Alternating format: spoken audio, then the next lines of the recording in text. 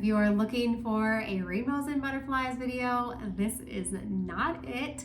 I was not one of those people who had an amazing experience their first marathon or crossed the finish line saying that was hard, but I want to do it again. I was definitely one of those people who crossed that finish line absolutely miserable, thinking I will never do that to myself again.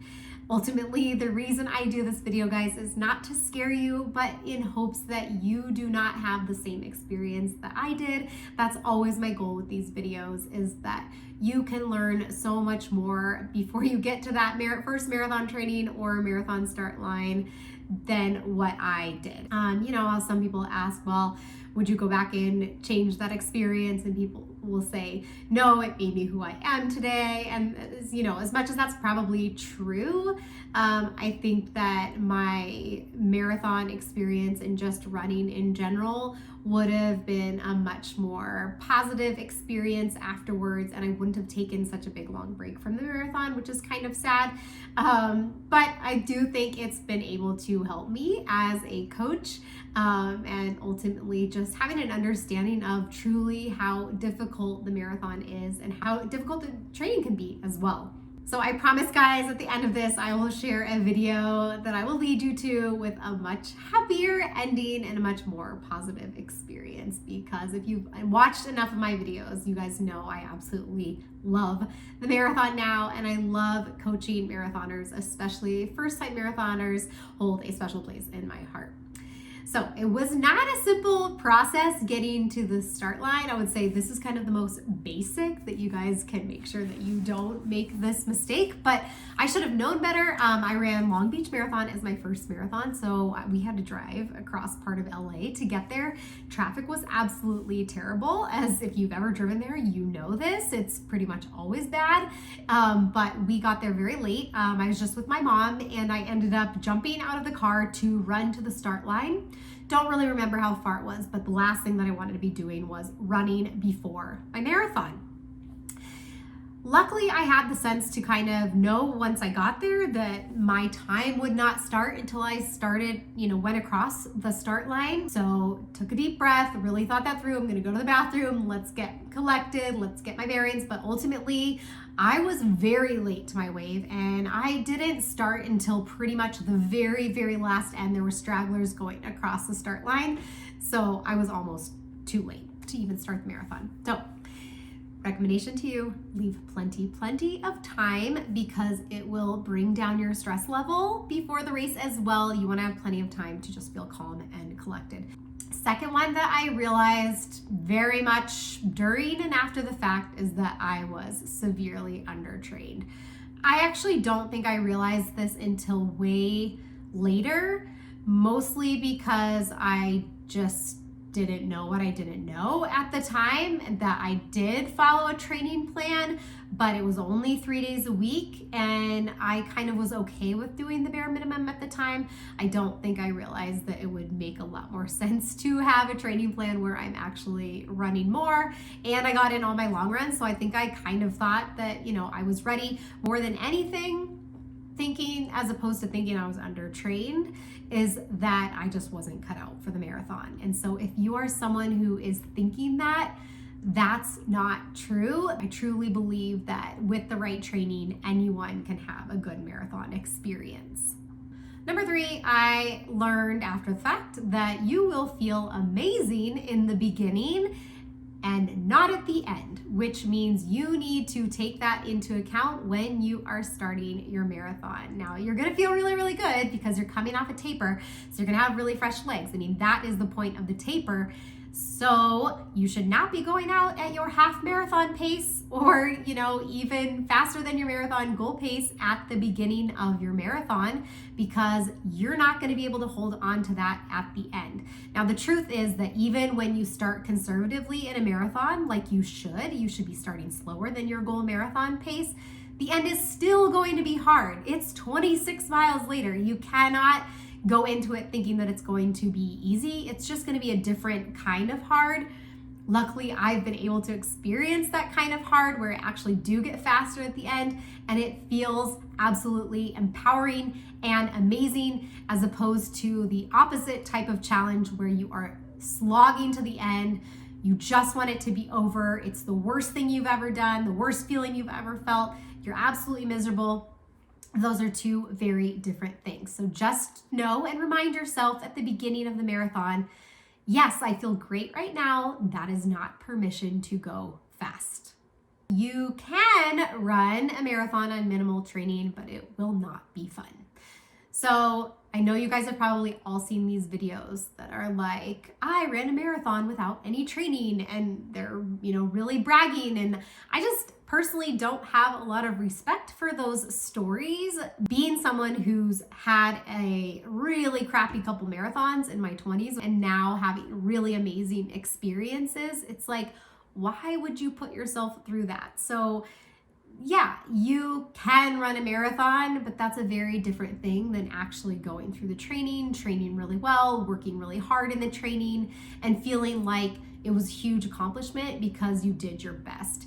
Now, looking back then, I think I thought I was doing my best at the time and just didn't realize that I wasn't. Or maybe I knew, hey, this is the minimum and I just want to get to the finish line. There was probably a little bit of elements of both. So just have learned that when you put in really, really good training, a marathon can be really, really fun. Next is that the first half of the marathon really is not a race. Now, you're probably thinking the whole thing is a race. It's a marathon race. That's what you came for, right? But the way that your brain should go about thinking of it and the way that you want to physically perform is that really at least the first half of marathon, you're not actually racing, because if you get too dialed in mentally and physically, you're just going to exhaust yourself way too early on. I remember my first marathon, this older gentleman had told me he'd run lots of marathons and he's chatting me up. And I'm thinking, why is this guy talking to me? I'm racing right now. I need to be focused.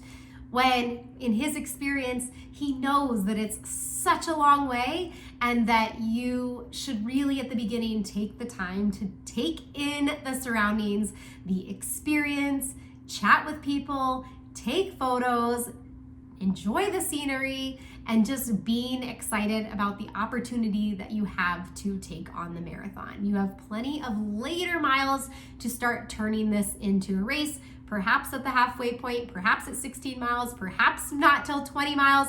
Kind of depends on the person and the goals, but ultimately you gotta work up to that actual racing atmosphere where you start dialing it in and you're really focused and putting in that max effort. Okay, number 6 was that I was severely underfueled, which definitely played a part in me hitting a wall and really, really struggling at the end of the marathon, among other things. Now, I have talked in another video where I feel like what I changed in order to get a lot better at the marathon was just nutrition overall through the training cycle. So it wasn't that I wasn't eating enough through the training cycle. In fact, I was probably eating too much. I definitely had this mentality of like, I'm running all these miles, I can eat whatever I want. And now it is important to note that as someone who's marathon training, you definitely are going to need to up your carb intake and your calorie intake, but there still needs to be some thought process around, nutrition and putting good things in your body, and more from a fueling perspective, right? But when it came to actually fueling for the runs, I would feel sick during the runs, and so I would often just barely eat anything for breakfast. I would barely eat any gels during. I didn't know how many I was supposed to take. And in the last couple of years, I've really learned so much about nutrition. In fact, I have a video all about how many carbs and you should be taking and just how to fuel your runs before and during and after. And I just didn't know how to do any of that at the time. So that has been a huge eye-opener, and for that first marathon, I was just a lot of underfueling, made it big struggle. And so I encourage you to make sure that you nail down your nutrition and what that needs to look like for you. 7, this is just kind of all around with the actual training process as well as the race itself, but being hyper outcome goal oriented will backfire. So I definitely did not enjoy the process of the marathon training. It felt like a job, it felt like a chore. The marathon itself felt that way as well. I never really had a clear why or good why for, my reasoning for doing this. And that just made it something like I was just checking something off a list, right? There's nothing wrong with running a marathon as a bucket list item, but think about, what's your purpose behind this? What's your why? Because that's what's going to really keep you going when it gets tough. Mine were much more like, I have to do this run, let's check it off. I have to do this other run, let's check it off. And I dreaded every single one. I never really remember being excited about any of it. I was probably running all my runs too fast too, which I think played into me dreading that. I wasn't running most of my mileage easy, which I just didn't know that's how you were supposed to train back then. But really, I think ultimately I was just so hyper focused on just getting to the finish line as fast as possible that I was doing all my runs too fast. I was going out too fast in the marathon, and it just completely backfired and made for a really, really tough experience those last late miles of the marathon. And I never would have imagined that a marathon could be fun. And it absolutely can be with the right training, and going into the marathon with a great strategy and plan will make it awesome too.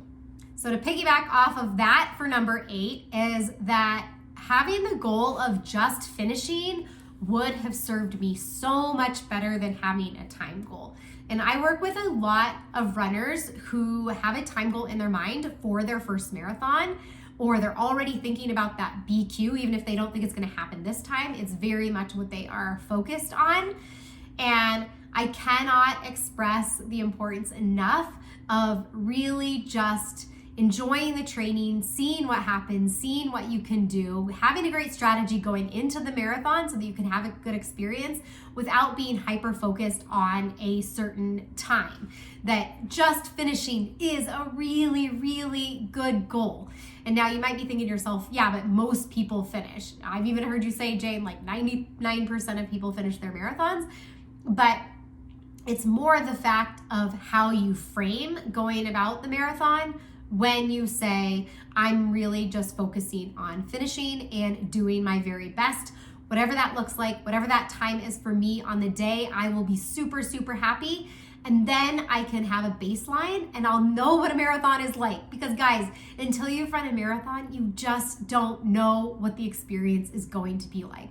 I really cannot get across to you just by telling you what it's going to be like. And it really is different for everyone. So until you've done that, it's really hard to put a time goal on that, even if you're someone who has raced quite a bit. I will say, if you are gonna have a time goal, just be thinking about how you can make sure that you can still walk away really, really happy with the result if it's not the time you want. This next one's kind of funny. I think I realized this probably about halfway through the marathon. I was like, I probably should have run a half marathon before I decided to do a marathon. Now, I know there are going to be people watching this just like me. We're like, okay, but I've done 5Ks and 10Ks and those are way too short and I want to take on the beast. I want to take on the marathon. And if you really, really want to do that, guys, I would not discourage you from doing that if that's your true goal and it's exciting to you and there's a big reason why you want to attempt the marathon first. But let me tell you what, guys, a marathon is not even close to a 5K or 10K. It's not even close to a half marathon. So definitely when I was at the point where the half marathoners were starting to turn off, I wanted so badly to just go with them and be like, maybe I'll just, do my first half marathon today. But you just kind of realize how far it truly is. And yes, I'd run, farther than a half marathon, obviously, in training, but it's just different. So I would encourage you guys to at least run one half marathon before you actually do your marathon.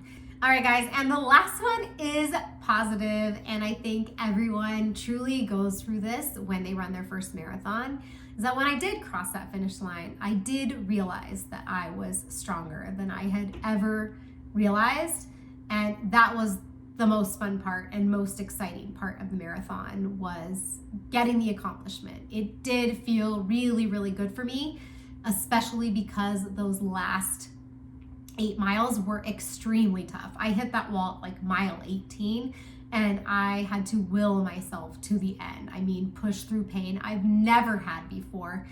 And I realized that I can do more than I've ever thought possible. And at that time in my life, it definitely was the hardest thing I'd ever done. I still think marathons are like the hardest thing that I've ever done, other than childbirth. But in childbirth, you don't even have the choice to quit. You have to go to the finish line. Where the hard part of the marathon is that you have that voice in your head telling you, you can quit. You can just walk off the course. No one's making you do this, right?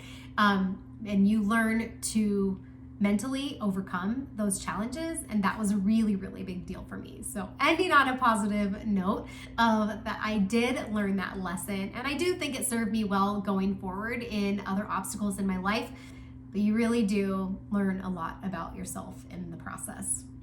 So I promised you guys a happy ending to this video since it's been a bit of a downer. So I'm gonna share a video here if you haven't seen it about how I went from being a 5-hour marathoner to qualifying for Boston. So yes, a happy ending, although I definitely would not call it an ending. I am still making progress in my running into my 40s and learning about the sport and seeing how I can improve for myself, as well as become the best coach I can be for the runners who I serve as well. I'm gonna go ahead and drop my coaching information below. You guys can check out the page and see what I have available right now. I love working one-on-one with runners, as well as hoping to have some group offerings in the future as well.